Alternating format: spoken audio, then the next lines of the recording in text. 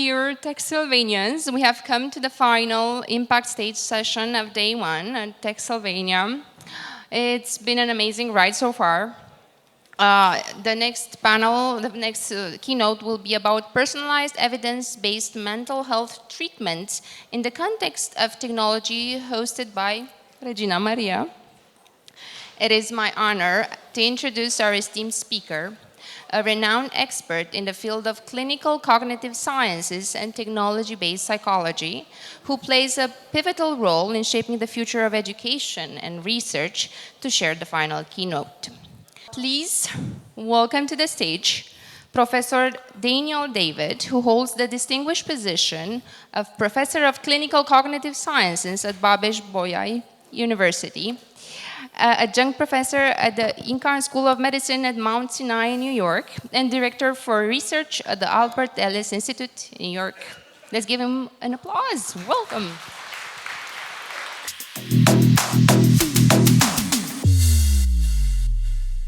Okay, thank you, and thank you for invitation. Practically, I want to thank Regina Maria for inviting me like a kind of a mythbuster, I think, in the field of mental health and mental disorders. And practically my presentation will cover three main, or maybe four main components. The first one is related to what is mental disorder and what is mental health, because we have a lot of misconceptions about these fields. The second component is about what is the most appropriate treatment, or what are the most appropriate treatments for mental disorders. The third, the third component is related to the technological context. How can technology help us in offering evidence-based psychological treatments? And the last point is about responsibility. So let's start with the first one, mental disorder. What is mental disorder?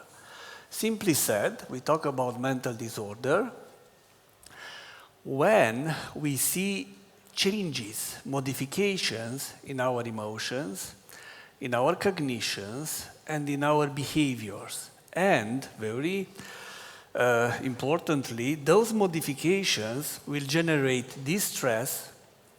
Namely, they will impact on our quality of life, or they will generate disability, namely that our social functioning in family, at work, or in society is severely affected.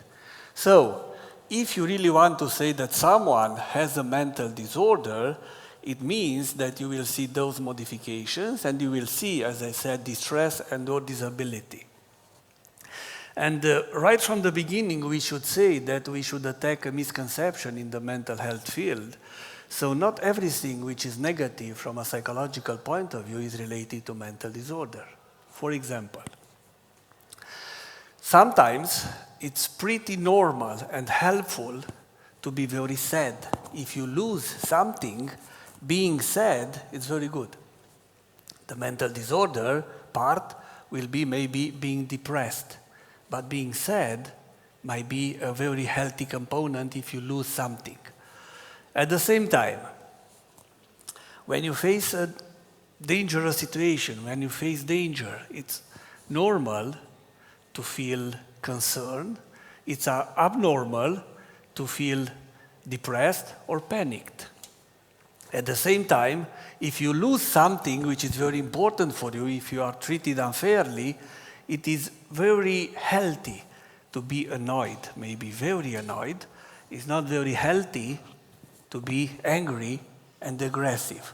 So, as you can see, sadness, annoyance, concern are practically related to our mental health. They are not related to our mental disorder. Even if in our real life or in different organizations, many people would say that if you see someone who's annoyed, concerned, or sad, there is a psychological problem and we should have psychological interventions. So this is a very important distinction. At the same time, we should be aware that the problem of mental disorders is a real public problem today. Only in 2020, in 2019, only relating depression and anxiety, for example, the society had to spend about 1 trillion of US dollars. So not 1 billion, 1 trillion. If we think statistically, practically, during our lifetime, almost 80%, if not more, of population will experience a mental disorder. So 80% during our lifetime will have a mental disorder.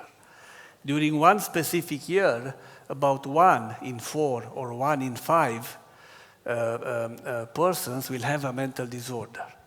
Today, about 1 in 10 or 1 in 8, depending how you count it, globally has a mental disorder. So this is a very serious problem from a public perspective. What we know at the same time is that if you invest $1 to treat mental disorder, you will save in economy between $3 and $5. So investing in treating mental disorder will bring a positive effect in economy. So let us keep in mind all this information about the mental disorder field. And then we have mental health. And again, we should be very clear. Mental health is not the absence of mental disorder. Mental health is practically about well-being, about psychological well-being, and it has different degrees from, let's say, what we call a normal life to what we call being happy and happiness. So it's not everything which is mental disorder or mental health. Practically, mental health has different degrees, and we should be aware about that. Now, having this fact, let's move to the second point. Okay, we have mental disorders, but also we have treatments, right? We have hundreds of treatments, be them psychological, be them pharmacotherapeutical. Yes, indeed, we have a lot of treatments, but I can tell you, only about 50% of those who need treatment will access treatment. And of those who have access to treatment, only about 20% will receive what we call evidence-based psychological treatment. Of course, someone would say, but why do we need evidence-based psychological treatment? Because especially in the business field, many people would say something like this. I will try this psychological treatment and I will see if it works for me or not. I don't need an evidence-based treatment. And I think that this approach is very dangerous. It's very dangerous for the person who uses those treatments which are not evidence-based. And I tell you why.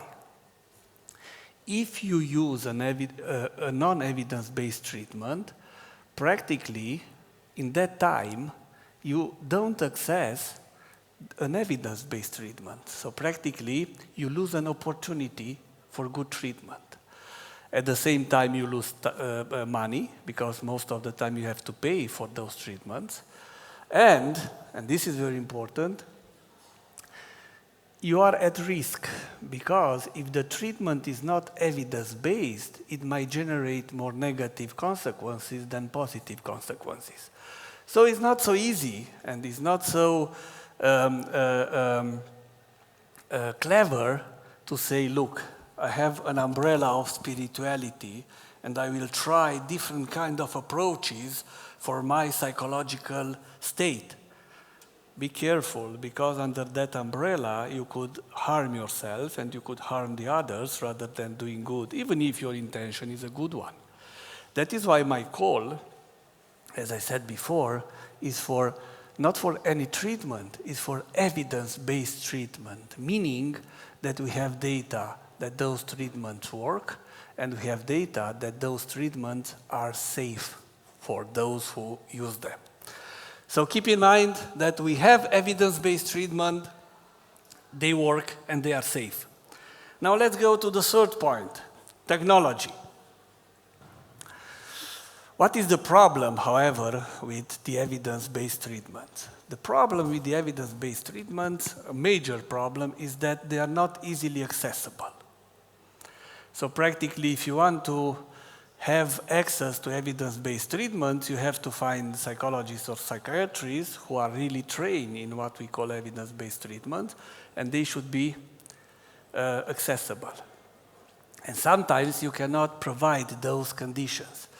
However, if you think in the context of technology, especially in the internet-based psychotherapy, practically internet-based psychotherapy help us to increase the accessibility of evidence-based treatment. You don't have to be in Cluj, you don't have to be, I don't know, in a specific town in order to access the best psychologists who can offer the best evidence-based treatments. And this is more and more important today. And I can tell you that we have already data showing that for some clinical conditions like depression, especially moderate depression, like anxiety disorders, internet psychotherapy is as efficacious as the classical or standard psychotherapy. So why not using that in the context, as I said, of evidence-based psychotherapy? Also, technology is very helpful because it can help us to transform the evidence-based treatment in a more ecological approach and in a more personalized approach. And of course, if the approach is more ecological and more personalized, it is also more effective. Let me give you an example, a clear one. For most of the time, in the classical approach of psychologists, you will see that they use different psychological tests. Some of them, the old ones, are pencil paper tests. You go there and you could fill some questionnaires. Sometimes could use other psychological tests which are more modern, using tests on computers, for example. However, the philosophy is the same. I try to measure a specific behavior in order to make predictions about your behavior in real life, in family, at work, or in some areas in society. However, now we have, for example, virtual reality. We have different instruments, different technologies, which can measure my emotions in real life while I'm here in front of you.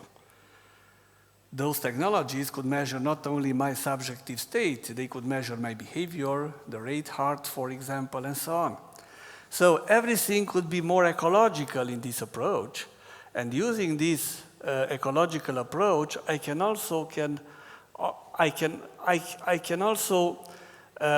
am able to offer, for example, a more personalized approach. So combining the accessibility with a more personalized approach, the evidence-based treatments become practically more efficient. And this is especially because of technology. I don't want to enter into the details because I knew that I will have just a brief a period of time for the presentation, but even in our group at UBB, in our group in psychology, we have and we elaborated and tested over the years many psychological treatments in the context of technology. For example, on my iPhone, I have what we call psychological pills, which is a kind of an app system which can be used for emotional regulation. On the same phone, for example, I have another system which help us to retrain, for example, our attentional biases, memory biases, and interpretational biases, which are cognitive vulnerabilities for anxiety and depression. And also sometimes what is very important, especially when you work with younger population, but also with adults, but especially with younger population, some of the evidence-based treatments are pretty long. They will take several sessions, and you can see a high level of dropout.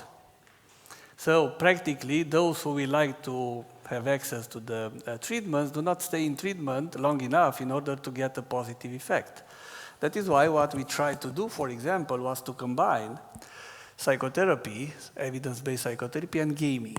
If you check, for example, the UBB and gaming and mental health, you will find our last Rethink game, for example, in which we try to help people to think in a rational way in order to promote positive psychology and functional psychology, not only positive psychology. So as you can see, technology helps us to make the evidence-based treatments more effective, being more accessible, more personalized. And of course, a last question is related to the idea, okay, we understand all this, but who's responsible in the end with mental health and mental treatments, for example, in a specific organization? And from my perspective, because some of you are coming from business field, what is very important for different organizations is to create a culture, an organizational culture, which is sensitive to mental disorders, to eliminate stigma, for example, and at the same time to encourage the idea that mental health has different degrees and we can go forward in human optimization and human development. So this should be part of our organizational culture. Why is that? Because we know that mental disorders will negatively impact the economical output, and we know that mental health, especially happiness and well-being, will positively impact the economical outcome. However, I don't want to say that once we create this organizational culture, we always have to put money in order to promote treatment. But our responsibility is here. If you decide to put money for treating mental disorder and for enhancing mental health, it's deadly to promote the evidence-based treatments. That is fundamental for the people you would say that you try to help and you care about. So this is what we should do from an organizational point of view, right? To create that culture. And also, if we decide to have a budget for treatment and for interventions, we should go for the evidence-based treatments. And I can tell you, right now, at the international level, but also in Romania, especially, the presence of evidence-based interventions in companies is very low. Pseudoscience is stronger. In different companies, we are shocked to see, for example, a lot of money which are put there in the name of spiritual development, and in fact, you have different hocus-pocus approaches. Of course, after the intervention, typically, the people will experience some positive emotions, but there is nothing on the medium or long term. And the risk, as I said, in trying to implement this intervention, because they are not tested for safety, is very high. And from a personal perspective, because I can see that I still have only 6 minutes and maybe we still have to take some questions, just one point for our personal approach. What we should do, simply said, in order to improve our mental health and to prevent mental disorders. Of course, I could talk about that 1 year for a course, but I would say that if I have to summarize something in 1 minute, my suggestion would be the following. Each of us should establish a mental set of about 2 or 3 core values. Those values could be, of course, very specific for each of us. Someone could say, for me, a value is work, family, compassion, empathy, for example, competition, career, and so on. So what is very important, it doesn't matter what the values are. Of course, they should be pro-social. You don't come with antisocial values, right? But once you have that mental set of those 3 values, you should let them to color, to impact what you are doing in your life.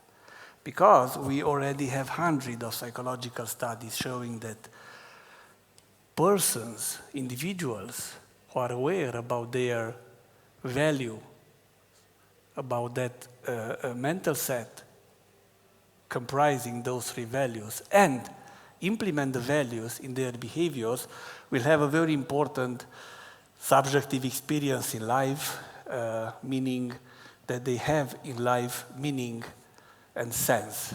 They have happiness. And meaning is a very important component of life because, as you can see, many people, as a psychologist, I see many people trying to look for meaning in life, and they go worse and worse because they complicated this search for meaning. They are not happy with their current situation, they are not happy with their life, they try to do something else. But as I said, sometimes they go worse and worse. But if you have that mental set with those three values and they color your life, you have the psychological experience of a meaningful life. And that is very important. It's very easy to be implemented, and I can tell you that is free. You don't have to pay for that. So, to make a long story short, what is mental disorder? Changes in emotion, cognition, and behaviors which generate distress and/or disability. Mental health is not just the absence of mental disorder. Mental health is something else. It's a well-being, right? And it has different degrees. The highest one, I would say, is related to our happiness. Of course, we can have psychological interventions to treat mental disorder and to increase mental health, but those interventions should be evidence-based, not pseudoscience, not untested, because otherwise you are not doing the right thing for the client you say that you want to help. The third idea, technology is very helpful in order to really promote the most advanced evidence-based treatments. They help us to make them more accessible and more personalized. Don't forget, the responsibility should be shared between organizations and each person as concerning mental health and mental disorder. The organization, from my perspective, should just create a right organizational culture, and if they decide to give money for treatments, they should follow the idea of evidence-based treatment. But in the end, we are all responsible for our mental health and mental disorder. Thank you very much, and I'm ready to take some questions. Thank you. Thank you for sharing the valuable insights. I know they, for me at least, have sparked thought-provoking monologues, interior ones, and will continue to inspire us after this conference. Any questions? Hi, how does an evidence-based treatment look like? Can you give us an example, perhaps? I mean, typically, an evidence-based treatment will look like a non-evidence-based treatment, but that what tested in what I said, we call randomized clinical trial. So typically, that intervention was compared in many scientific studies with a control condition, be that no treatment, wait list, other placebo, for example, and so on. And those research shows that that treatment is better than the control conditions. That research shows that that treatment is safe for the patient, for the client, for persons involved in the treatment. And also, most of the time, evidence-based treatments are also cost-effective, showing, as I said at the beginning, that investing, for example, as a metaphor, I would say that $1 for treating mental disorder, you will get $3 from $3 to $5 in economy. So sometimes you are not aware about what is an evidence-based treatment, especially if someone is coming and would say, look, I'm a psychologist, I'm a psychiatrist, I have a new treatment, would you like to try that in your company? It's very interesting. And if that person is also very charismatic, you will buy the intervention. The question is that helpful for your organization and for your colleagues? And I would say that is a risk. So in the context of organizations, we now work remotely and we don't get to see our colleagues. We don't really get to investigate our peers and their well-being. How would you best diagnose mental disorder and illnesses with colleagues that are working remotely? I am here. So I don't think I got the idea. Will you rephrase that a little bit? Yes. With a lot of the teams working remotely, Okay.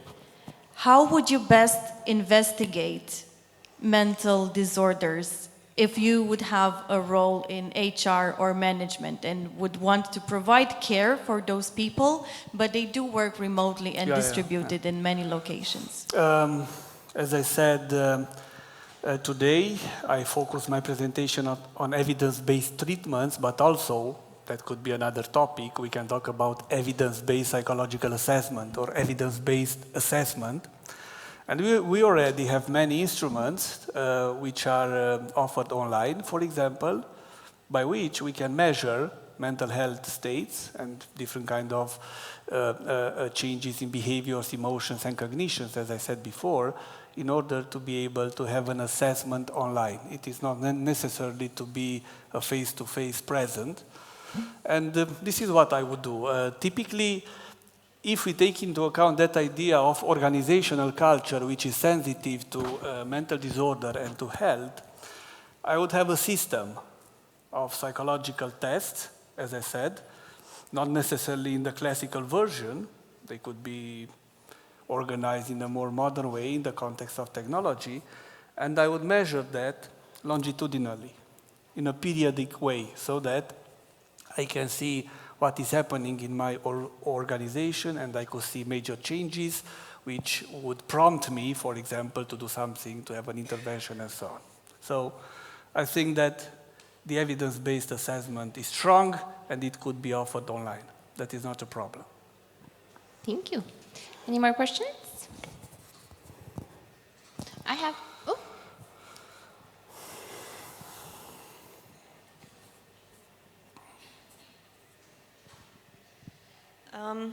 My question is that you mentioned that technology helps a lot with promoting evidence-based interventions, but I think it also boosts the spread of pseudoscience. Right.